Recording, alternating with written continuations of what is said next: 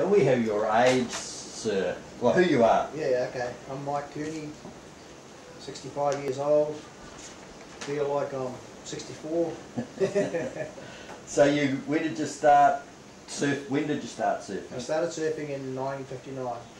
And Waipu Kōwhiri, Ruakaka? Yeah, what happened is we lived up on the Brendurans, and I used to look out at Bream Bay all the time in 1959 and thought, oh, that's really nice. I like the look of, you know, the ocean and everything. And in 1959, my brother, who's 3.5 years older than me, got his car licence at 15, and he said, oh, let's go down to the beach. So he was 15 and I was 12, and we went down to Ruakaka to the beach. And lo and behold, the Ruakaka Surf Club was there in a little tiny shack, and that was our first introduction to the ocean. And from that weekend on, we were down there regularly every weekend, and I started surfing on they had surf skis, those hollow surf skis. Yep. And Brick Taylor, who was one of the guys in the surf club there, brand new surf club, Ruakaka Surf Club, he went out on this surf ski, and I went out on as well. The two of us went out, and as he came in, he was standing up. Brick Taylor, his name was, and he was standing up on the surf ski, and I thought, that looks pretty cool. So in 1959, I stood up on the surf ski, and that was it. So that would have been a wooden, handmade by Oakville or something? About this wide, you know, about metre wide, about 10 foot long. Coffee's just coming in, so We'll cease the interview for a second. Sorry, you said. We don't edit this, we leave all this sort of stuff in. And they were about 10 foot long, thank you. And they were about probably 6 inches thick, hollow ply ones.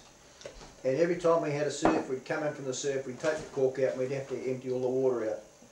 But they were very stable because they were about 1 metre wide, and you could stand up on them quite easily. You had a paddle, so it was like paddle, you know, paddle boarding they do today, paddle surf that they do. So they did have a stand-up paddle board. Stand-up paddle board. We were doing that then in 1959. So you did have a paddle. You had a paddle. Yeah. So it's not a new thing. No, you paddled out, sitting down with a paddle, and then as you caught the wave in, you stood up with the paddle. So it was paddle.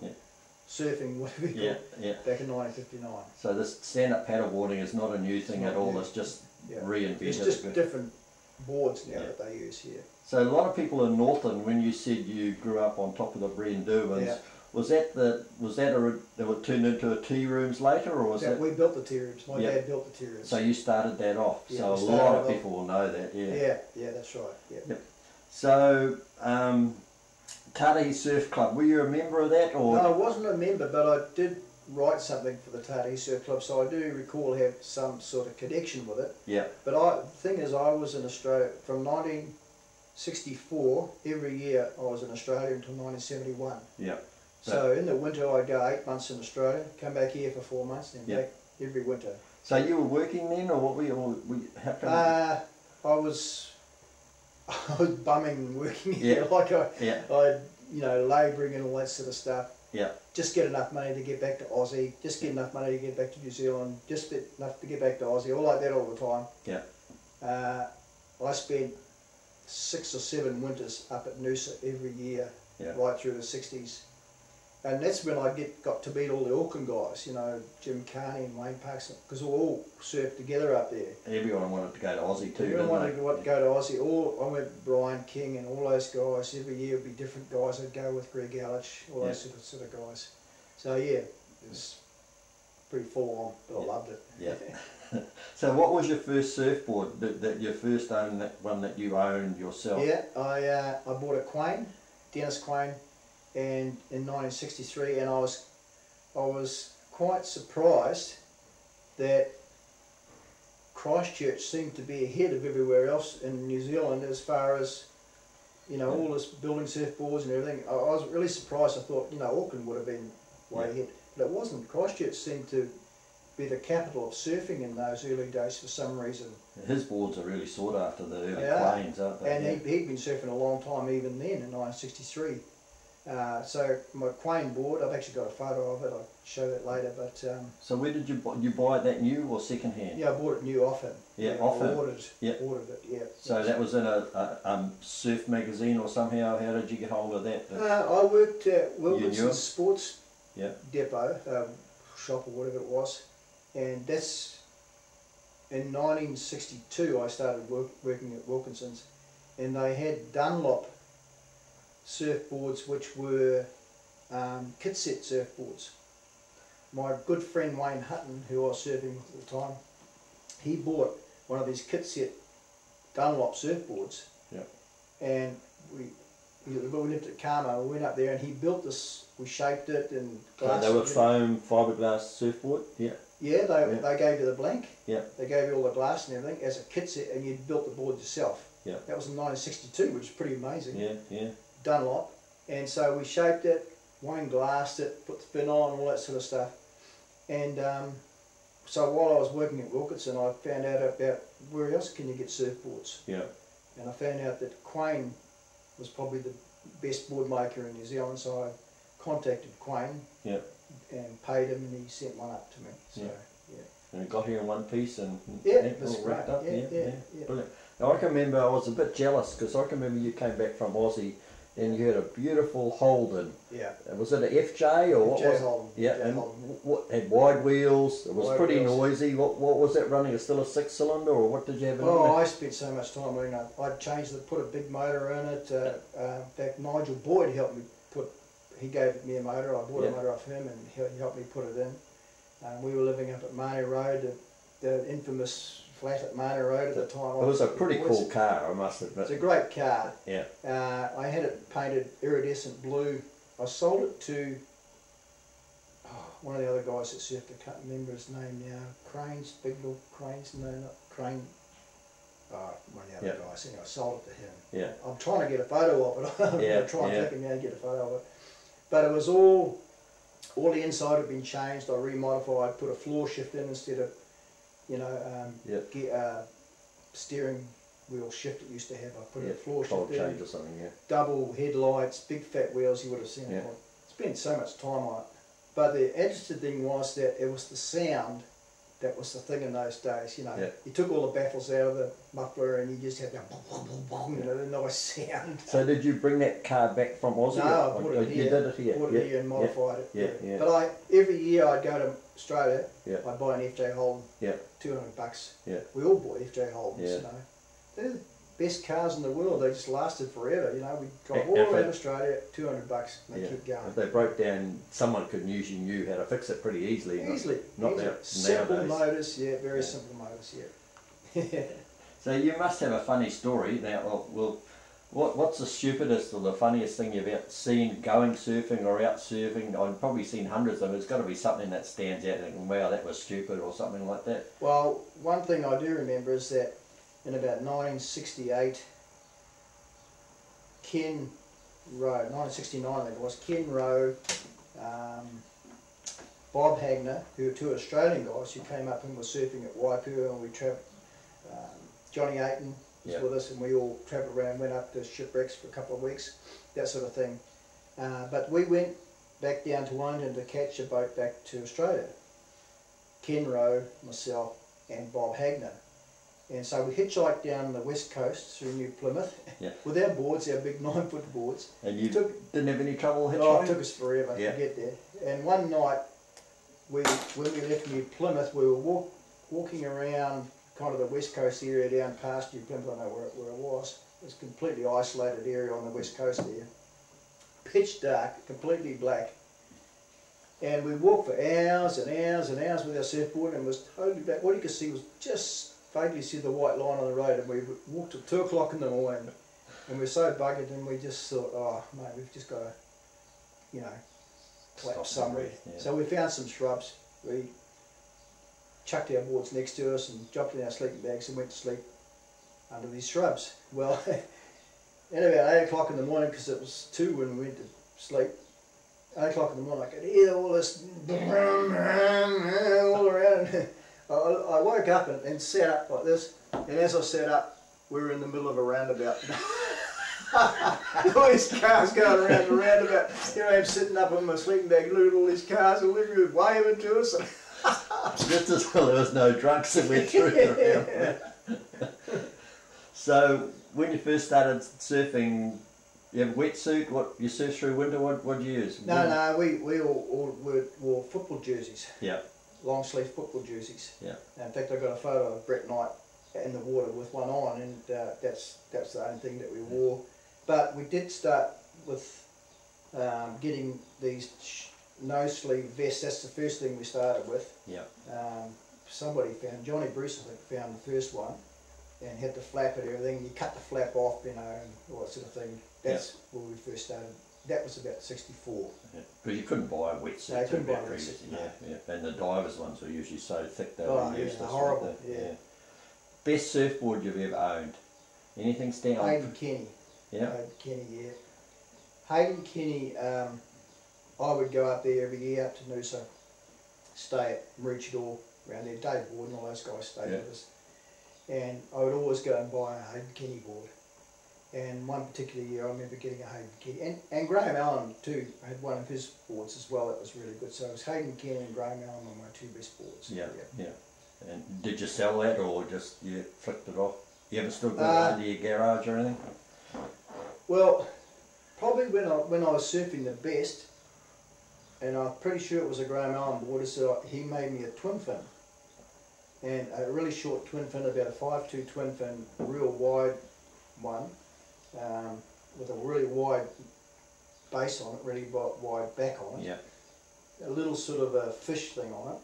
This is about 1969, Yeah. 70, about 70. Things were starting to No, change. sorry, it was 71. 71. 71, yeah, and it was a full-on twin fin wide, and it suited my surfing down to the ground, and that was probably the best I've ever surfed is on that particular board, which was a twin fin. And the reason was because, and Colin Lowe probably would have been the same. Yeah. The power bottom turns, you do a hard power bottom turn, and the things would hold in so well, Yeah, and just push you back up the face. Yeah. Whereas single fins would slide, and you know, so it suited me down to the ground. And so I had this board, and I was so stoked I was surfing so well on it. And my best mate at the time was Graham Gantley. So 1971, we were just about to go down to the New Zealand Nationals down at New Plymouth. Yep. Gant and myself, and I was married at that time, four of the three of us. Gant said to me, "Oh no man, you surf better on a single fin." Like an idiot, I went and sold the twin fin a week before the contest and got a single fin. Well, of course I was in the same heat as Gant when we went down to New Plymouth, and I just couldn't even surf it at all, and Gant was laughing all the way to the back, you know, it's like, and he won, he got one New Zealand titles. Yeah. Now I certainly couldn't surf as good as him, but I know that You could have surfed a lot I better. could have surfed a lot better than I was, because I was in a stupid single fin that was never worked for me. And it takes you a while to get used to a different board too, doesn't it? It does. Yeah. It was a dumb thing to do. Yeah. Now, you've surfed, tell me some of the places you've surfed around the world. Where have you gone to, some of the exotic places? I know you've been through Africa. Yeah, been to Africa, yeah. J Bay and all that. J Bay, surfed J Bay. Actually surfed, probably my most notable, if you like, time was I surfed for the Western Province surf team. Yeah. Against the Natal team, and I was surfing against Sean Thompson and Michael Thompson in the same heat. And they would have been in their heyday. They were going right up there. It was a year before he actually became, you know, great. It was the start of him. He was about 16 or 17 at the time. Yep. But Jeffreys Bay was about 6 foot. Now, of course, I didn't get anywhere in the competition, but it was such a great feeling to be out with all these stars, you know, surfing in the same heat as them, you know. So, and I had Jeffreys Bay about 6 to 8 foot for about 2 weeks. It was just, no question in my mind, it's the best right hander in the world when it pumps. Yeah. I was talking to my doctor, and his son's at J Bay now, surfing. Oh, really? They camped right there, and they've had it small, but they just loved it. Yeah. Classic. Well, Endless Summer had, so what's it called? Round the corner. What was the name of the wave in the Endless Summer?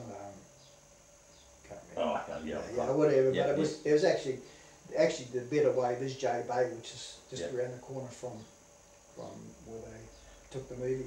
So that would have been one of your best rides you've ever had at those days? That would be the best wave I've ever had. But I've been to Bali, Morocco, all Europe, France, Spain, Portugal, England. Good wave, really good waves in England. In fact, I've just surfed Malibu in California 6 months ago for the first time. So was that crowded, or what was it like? It was crowded, but it was. I did a little video, which I'll put on the videos. Is representing the Tarihi crew from way back. And in fact, I wrote where it had Dora Lives. So I used to have Dora Lives written on that wall at the back of Malibu there. Well, I put Tarihi underneath written on the rocks. So Dora Lives up here and Tarihi down here. And Dave Boyd was here also, scratched that on the rock. Because Dora spent a bit of time in New Zealand there in later life too, and all the stuff was auctioned off and people grabbed it, and that's another story. So, surf heroes, the guys, who did you look up to when you were a young fella and surfing? Was anyone that sort of... like most of anyone better than you, or who did you have any idols? Was someone better? Well, not really. Wayne Lynch obviously was my idol. I just thought he was, I used to, in fact that's another story, quite an amazing story really, because I went to Western Australia with Greg and Brian King and those sort of guys, and I left them and I headed off by myself, met up with some guys in Christchurch, and on the way back from WA, we stopped off at a place called Cactus, which is South Australia, that sort of area, good waves. So we thought we'd stay there the night, so we went out to the beach, and there was 2 other guys at the beach sitting around a campfire. And so we said, oh, can we join you at the campfire? And he said, yeah. So there was these 2 other guys and 3 of us sitting around this campfire talking about surf talk, and cooking sausages and stuff like that. And this young guy, this 15-year-old guy, he's telling me about how the waves are going to be out at Cactus tomorrow. He says, oh, and I was 20, he was 15. I was like, come on, man, don't tell me about waves, this is... Anyway, next morning, we get up, all of us, and we go out for surfing. This 15-year-old says, oh, I'm going to go out here at this peak over here. I said, no, don't want to go out there, man, that's going to get... As soon as the tide comes in, that's going to fill out and everything, and so I'm pedaling it. What is that kid know, He takes off, and it's Wayne Lynch. Yeah. And I felt about this big boat. I go, oh, I've got to get out of here. So up to then, you didn't really know who he was? Yeah. Well, I knew his name was Wayne. That's all. I didn't know it was Wayne Lynch. Yeah. Oh man, I felt so stupid. Actually, there was another 2 surfers that I looked up to as well. One was my brother Phil. I thought he was pretty awesome actually, because he was taking me to the beach when I was 12 and he was 15. I mean, a 15-year-old taking his 12-year-old brother to the beach without grumbling and moaning. I thought that was pretty cool. Do I have to go, Mum? No, we never heard any of that. He was awesome. He just took me everywhere, never complained. In those early teen years, when I was before I turned 15 and became more independent. But he was just great. I mean, after that we surfed together right through those teenage years. Here's Phil, myself, and Brett Knight at Waipu in 1964. And this was a picture that Tui took of us at Bailey's in 1965. I think it was in that Gone Surfing magazine as well. We flatted together in Monterey and in Australia, and we actually surfed the south coast of England together. So he's been a damn good brother to me.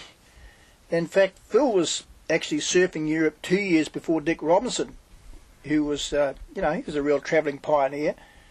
But Phil was, travelling around Europe in those early days, 1967. I mean, I was pretty impressed about that. He was really getting into some big-time travel. And the other one who I thought was a really top surfer, of course, was Wayne Parks. Wayne sort of kind of had that sort of aura about him, if you like, didn't he? He had a great style, very controlled style, but he was kind of a little bit different to everybody else. He had this kind of aura about him, but I thought he was a very special surfer. So, what was your first car? First car was a Hillman, 1948 Hillman. Hillman, yeah. which Wayne Hutton and I used to go to Ocean Beach in it all the time, and it was metal roads then, and there's a lot of corrugation on the roads. Well, it had cable brakes. It didn't have hydraulic brakes. It had cable brakes. So when you put the foot on the brake on with those corrugations, the car would just about fall to pieces. Just there things that fly off, and it was just it was chaotic, man. But we had fun. Those were terrible. Those corrugations on the road. They just wrecked your car. Yeah, they did. Yeah. And I'm going to ask you this too. What sort of music were you listening to in those days? Fifth Dimension. I was a big Fifth Dimension fan. I used to listen to Sergio Mendes and Brazil 66. I was kind of a little bit left of what people like, really. You had a bit of class with your music, do you? Yeah, probably a bit of class. Yeah. So the Beach Boys have sort of got way out by then, and then a lot of people didn't I like liked them, all that sort of music. I've always liked all sorts of music, but my particular bent was towards more classical, jazz, that type of thing. Yeah. And Dave Boyd, which I often flattered with, they'd be in the lounge listening to Hendrix and everything, which I loved too, but I'd be in my bedroom listening to Sergio Mendes and Brazil 66 and all this sort of stuff, more mellow sort of music, you know. Yeah. Favourite New Zealand surf trip? You got any? You've been on lots of trips, but been somewhere in New Zealand where you really got good waves and Gisborne probably. Gisborne, yeah. Gisborne's just a classic place. I went down there with Ken Rowe again with the Aussie guys, and we stayed down there over summer. Had just the best waves. But I also went down there again with Roger Crispin about 71. And we went down and had a great time down there. So, but went down there for when Wayne Parks won his first contest. With Ian McLean and the truck and all those guys. Clive the truck. Went down there and fell in love with the place. That was the first time. I think it was 66 or somewhere around there. And thought, man, this is a place to hang out. So I went down there 3 or 4 times. No, still everyone's sort of a surf magnet today. That's great. Any had surf accidents? Any bad accidents? I had. I've got a big scar right across my stomach. I won't show you because it's all muscle. Your six pack, you won't be able to find it. That's right, I'll be able to find it. But I was out at Alexandria Headlands, took off on a wave, and the board flipped over. Those days we used to really sharpen the fins up to get good foil, and of course I landed on my fin. It sliced my stomach right open. I could put my hand in it. It was just ripped right open. Blood everywhere, and Jim Carney was there. He was out there surfing with me, and I yelled out to Jim, because I was winded. I thought I was going to pass out, and he took me in on his. We were still surfing 9-foot-6 surfboards, so I was in the front of a surf, blood everywhere, and he paddled me in, and I never got it stitched up because I didn't have any money or anything in those days, and I've still got the scar there, and every time I go into the doctors, they say, "Oh, gee, you've had a major operation there." And I said, "No, that was what my surgery." Man, you must have been so lucky that you didn't lose some of your insides with that. Probably another few millimetres. I was lucky from the point of view that it's sharky there too, very sharky. There was blood everywhere, So now, Mike, you've done a lot of work on this, putting interviews and collecting surf stuff from 60s and back. Why have you done something like that? I know because we all had fun, but why do you do something like that? What motivates a guy to spend hours and hours and hours putting all that stuff together? Is it just because you enjoyed it and you don't want it lost, or why have you done such a thing? I really love it. I mean, I think it takes you years and years and years to find out what you really enjoy about life. And the thing that I enjoy about life is creativity. I love creating things. But at the same time, my passion has always been to tell other people's stories. I love hearing people's stories, always have. I love sitting down and listening one-on-one with someone and hearing their story. Because it fascinates me. And I thought, everybody's got a story to tell, and I love the idea of being able to tell everybody's story on a video, so the whole world can find out what happened. And that's how it started, but now it's gone more towards well, wait a minute, it's more than just one story. It's a whole 60-year story. It's a whole culture. It's a tribe. So it's expanding more and more as I go on into, hey, what sort of music did we listen to, and how did we affect society, and all this sort of stuff. So, and when you came along doing interviews and stuff, I thought, well, that'll fit in perfectly into this, because we need to hear what people have to say, you know. I think what blew me away is that when you approach someone, they all say, yep, I'll be there, I'm quite happy to do your interview, and some of them have got neat stories to tell, and if you never sat them down, if they pass away, they'll be lost forever. So I take my hat off you for doing something like that, because it's there forever now once you've...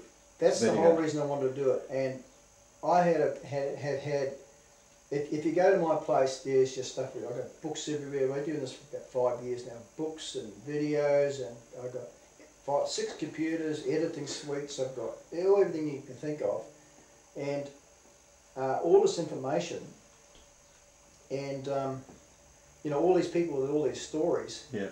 And I thought, you know, why not, like you say, make create something that's there forever, if you like. And as I started to do it, I found that I was getting blockages all the way because of copyright. Yeah. People wouldn't let you use this stuff. And it was very frustrating, because you want to be able to tell a story and you want to be able to show something about it. But every time I approach people, oh yeah, well, you pay me $100 for the photo, or you pay me $500 for the video, or whatever. Yeah. I thought, can't we just do something for nothing? Can't we just tell people's story without having to make money out of it? Well, that's not the 60s spirit. It's not surfing spirit. So anyway, I had a hassle with YouTube. They wouldn't let me put stuff on YouTube. So I had to find a way around all this sort of stuff. And eventually I just found out recently a thing called fair use. It's copyright is not, suddenly is not as rigid as it used to be. Now somebody like me just a few months ago said, come on man, can't we tell the people the story of people? Can't we tell about history without having everybody having to make money out of it? Can't we just, because otherwise you're robbing us of something. You're robbing us of people's stories, because everyone wants to, you can't do it, not allowed to, because of copyright. So there's a thing to come out now called fair use. In other words, if you don't make money out of it, as long as you're telling a story and you're using other people's stuff, as long as it's, you give them credit, you know, you can use it now. So that's where we're going with these videos.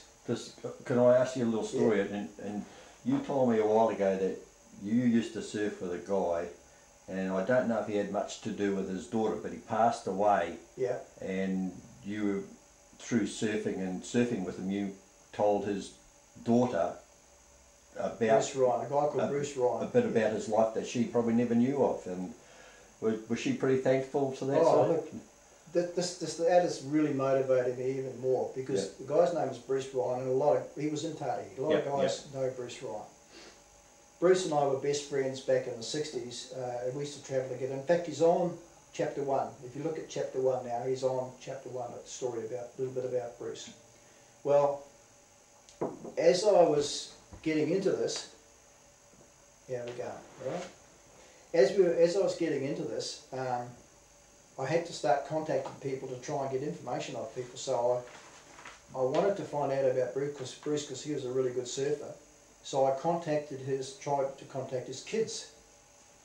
Well, when I rang up his son said, oh man, we've been trying to get some information about Dad, because Dad was killed in a car accident when we were little kids and we don't know anything about him. And I felt real compassion for these kids. I thought, they don't know anything about their dad, you know. So I started looking around, getting information about him. I got photos, I got stuff, and I sent them all that stuff to the kids. Yeah. Well, when his daughter got that stuff, she's in the mid-20s or maybe 30 now. When she got the stuff, she just burst into tears and she took a day off work. She would have been blown away. Oh, she was so emotional, seeing all these photos of her dad and the story of her dad. It just completely blew her away. When I came over last year, she actually worked for Dave Boyd's daughter. She works for hairdressing business, Yeah. So I went down there with Dave and I walked in and She didn't even know who I was. Amazing. I walked into that hairdresser's, and here was Bruce Ryan's daughter. All she did was see me. I didn't tell her who I was or anything. She burst into tears as soon as she saw me. Yeah. I went over and gave her a hug, and she was bawling her eyes out because and then I said to her, look, I was the one that spoke at your dad's funeral. Yeah. I was the one that gave the eulogy, whatever it is, Yeah. you know. Yeah. So that's how close I was to her. Yeah. And she was bawling her eyes out, and I thought, I wonder how many other kids there are around that don't know anything about their parents' story. No, it's got to be, yeah. But so that really motivated me, and since then I found out Gant's dead, Wayne Hutton's dead, Brett Knight's dead. I mean, all these people. Yeah. And some of those guys were brilliant guys. Yeah. Great guys. Wayne Hutton had 1,000 people at his funeral. You know, he's loved by everybody. You know? Well, people need to hear about his story. You know, what a wonderful guy he was. So that is what motivates me. I think it's brilliant, and I just want to congratulate you on doing something like this. And thank you. I'm thoroughly enjoyed, and I know you are too. So yeah, I am absolutely. Yeah. Cheers, mate. Love it. Thanks.